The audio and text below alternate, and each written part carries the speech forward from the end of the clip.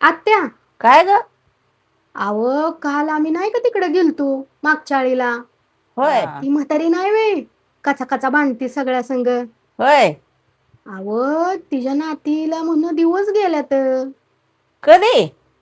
अहो कळलं मला काल. होय. पण तुम्हाला माहितीये का? काय ग? अहो तिला आता सांगितलंय 9 महिने कसलंच बेडवरनं खाली उतरायचं नाही. होय. बघा की आता कसं आहे. भैया आमच्या टायमाला तर असं नव्हतं. होय ना? हो. आम्हाला तर गाडावर पाट घेऊन विहिरीत उतरायला लागायचं. बघा मग. आणि अगं मी तर 5वा महिना होता मला तेव्हा विहिरीत पडली होती. अयो. 5 परूस पाणी होतं त्याच्यात. बया.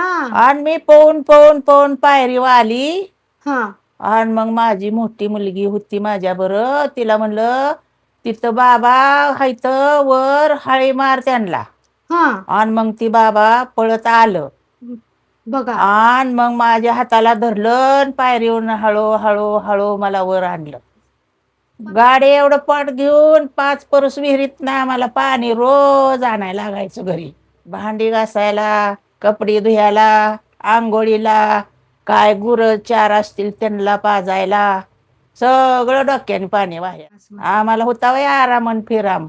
डिलेवारी झाली तरी 12 दिवस झाले की आम्हाला जात्यावर दळण दळून खायला लागायचं. आता लय कायच्या बाय निघालंय. आता कसा तिचा व्यायाम व्हायचा? त्याच्यामुळं तर हालचाल होईना म्हणून तर ती दवाखानं सारखं करावं लागतं या.